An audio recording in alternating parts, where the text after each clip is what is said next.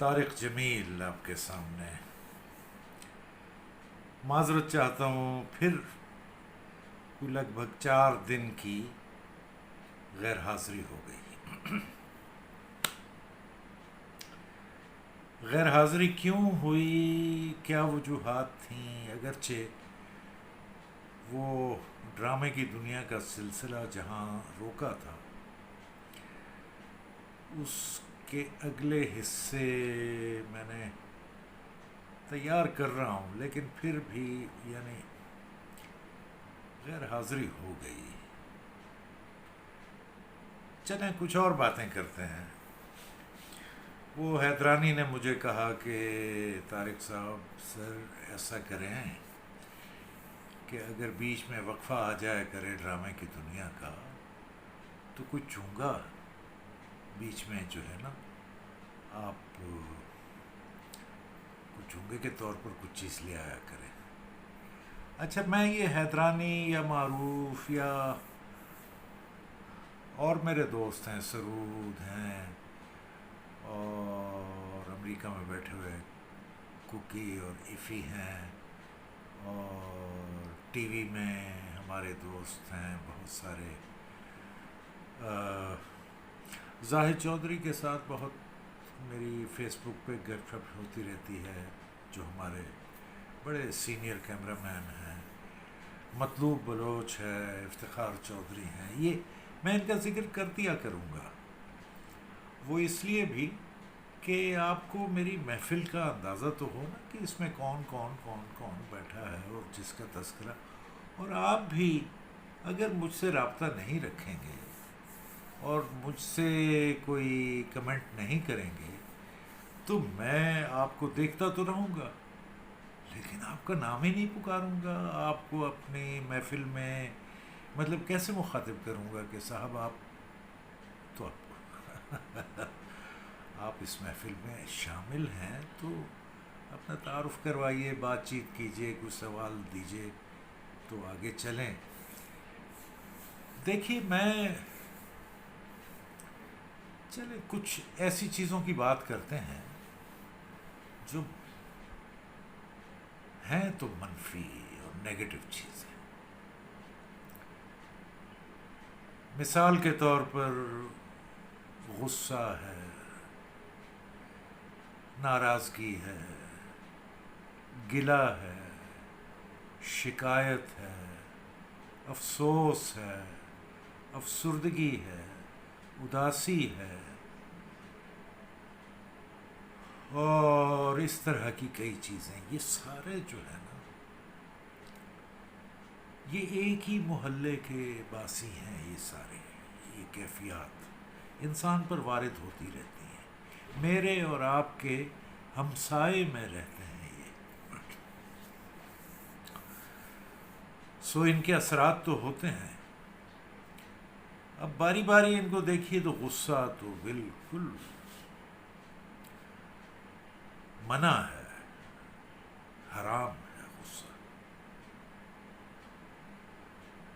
غصہ نہیں کرنا چاہیے اس میں۔ ہاں ایک بات میں کہنا بھول گیا، غلط فہمی بھی اسی میں آتی ہے۔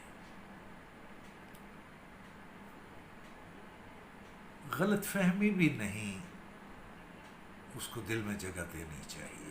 اگر کوئی شکایت ہے، کوئی مسئلہ ہے تو اسے کلیئر کر لینا چاہیے۔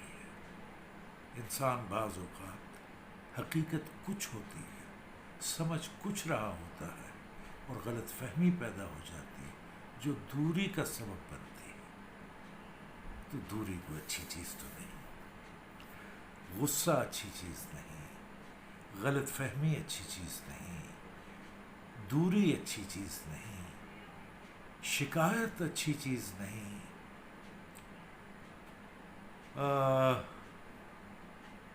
دشمنی اچھی چیز نہیں، کینہ، بغض، کسی کے لیے منفی رجحان رکھنا، سمجھ لینا کہ اس نے غلط کیا، یہ اچھی باتیں نہیں ہیں۔ ان میں ایک لفظ میں جان بوجھ کر میں نے چھوڑ دیا ہے اور وہ ہے اداسی۔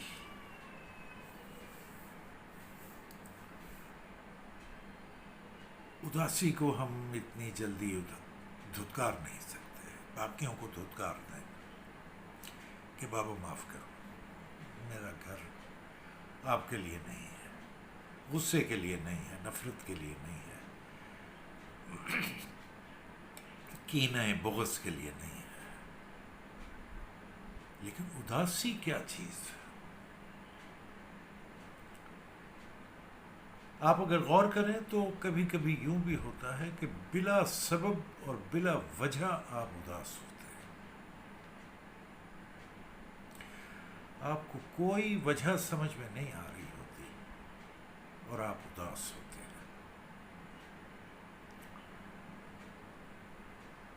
اگر آپ کا کوئی ساتھ دینا چاہے، آپ کی اداسی دور بھی کرنا چاہے، تو آپ بے بس ہوتے ہیں، اس کے ساتھ شیئر ہی نہیں کر سکتے ہیں۔ بلکہ اداسی میں آپ یہاں تک چاہتے ہیں کہ تنہائی میں کوئی وقت مل جائے اور آپ اپنے ساتھ بیٹھ کر تنہا رہیں۔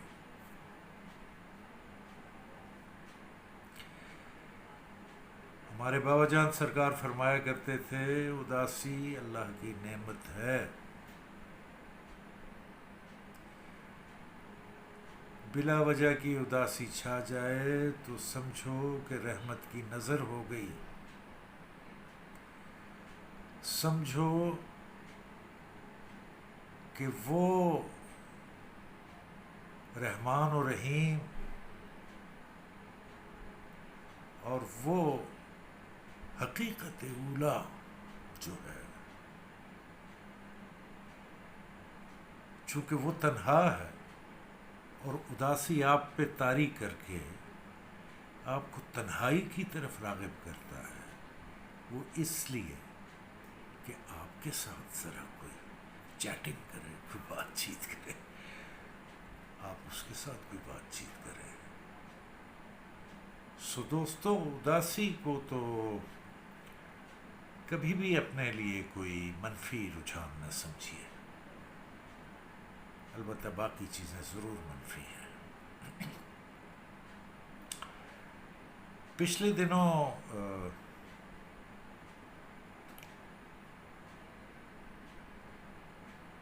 پاکستان ٹیلی ویژن کے بھی، ریڈیو کے بھی، میڈیا کے بھی، فن کی دنیا کے اور ان سب کے علاوہ پورے پاکستان کا ایک بڑا نام جناب طارق عزیز صاحب، ان کی رحلت ہوگی۔ میری بھی خوش قسمتی کہ میں کوئی لگ بھگ سال بھر یا کچھ عرصہ کم میں پی ٹی وی لاہور میں یہ پروگرام طارق عزیز شو کرتا رہا اور مجھے ان کا ساتھ میسر رہا، اور آج میں سب سے پہلے تو ان کے لیے میرے دل سے دعا نکلتی کہ رب کریم انہیں اپنی رحمتوں کے سائے میں رکھے۔ دیکھیے، اقبال نے کہا تھا کہ موت چھوتی ہے گو بدن تیرا، تیرے مرکز سے دور رہتی ہے۔ ہم کہتے ہیں نا جب کوئی فوت ہو جائے، اِنَّ لِلَّهِ وَإِنَّ إِلَيْهِ رَاجِعُونَ، سب کچھ اللہ کا ہے، ہم اللہ کے ہیں اور ہمیں اللہ ہی کی طرف لوٹ کر جانا ہے۔ تو موت کہاں آ گئی بیچ میں؟ موت چھوتی ہے گو بدن تیرا، تیرے مرکز سے دور رہتی ہے۔ اور ایک اور شعر ہے، وہ بھی حضرت علامہ کا ہے کہ موت کو سمجھے ہیں غافل اختتام زندگی،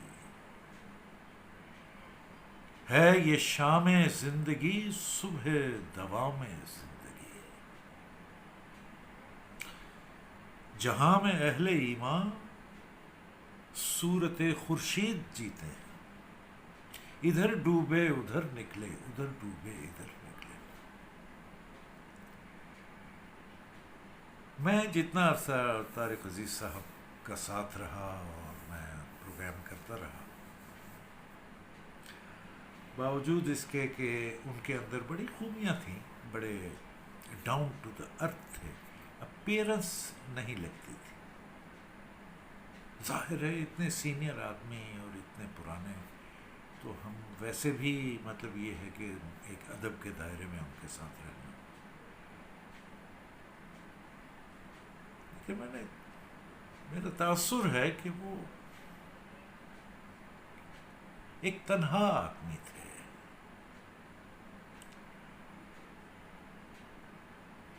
کوئی دوست، غالباً دوست کی تلاش بھی نہیں تھی انہیں، اپنے آپ میں انہوں نے اپنے لیے ایک محفل سجا رکھی تھی۔ کوئی ہوگا جو جس کے لیے ان کی محفل کا در واہ ہو گیا ہو، لیکن میرا نہیں خیال کہ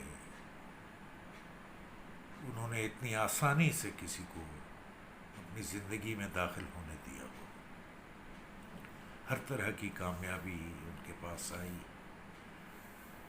اور بڑے سے بڑے عہدے پر پہنچے۔ پھر یہ ہے کہ میں یہ بھی دیکھتا ہوں، دیکھیں پی ٹی وی کے بعد جب یہ پرائیویٹ چینلز کا سلسلہ شروع ہوا اور بڑی بڑی تنخواہیں، بڑے بڑے معاوضے، بہت کچھ، اور کئی لوگ پی ٹی وی چھوڑ کر میرے سمیت دوسرے چینلز میں چلے گئے، اور میں تو خیر ایک معمولی لیکن بڑے بڑے نام بھی۔ اور وہ کیوں چلے گئے؟ وہ اسی لیے کہ مالی منفعت تھی، لیکن طارق عزیز صاحب آخر دم تک پی ٹی وی کے ساتھ وفا نبھائی۔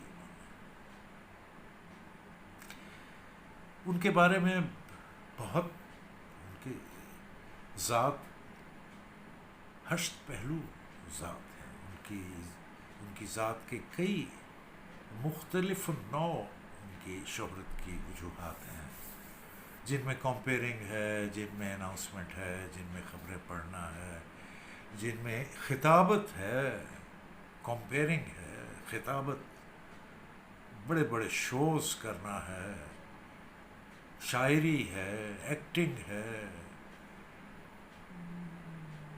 بہت کو یادداشت کمال کی۔ لیکن ایک چیز جو مشترک تو نہیں کہنا چاہیے، ایک چیز جو مرکزیت کے ساتھ نظر آتی ہے طارق عزیز مرحوم کہتے ہوئے مجھے اللہ تعالیٰ ان پہ رحمت نازل کرے، ایک جو مرکزیت نظر آتی ہے وہ پاکستانیت ہے۔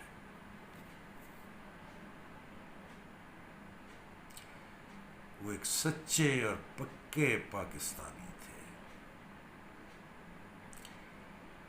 ان کی اور جہتوں پر کوئی کچھ بھی بات کرے، کرتا رہے گا، کرتے رہیں، لیکن اس جہت پر اور اللہ پر ایمان پر، ذات وحدہ لا شریک پر، ایک پکے ایمان پر اور پاکستانیت پر کوئی حرف نہیں اٹھا سکتا، کوئی انگلی نہیں رکھ سکتا۔ اللہ پاک ان کی روح کو آسودہ رکھے، ان کے درجات بلند کرے۔ اور آج کے لیے اتنا ہی۔ وہ جاری رکھیں گے ڈرامے کی دنیا، تو میں نے کہا غیر حاضری لمبی ہو گئی ہے، حاضری لگا دوں، گر قبول افتد زہ عز و شرف۔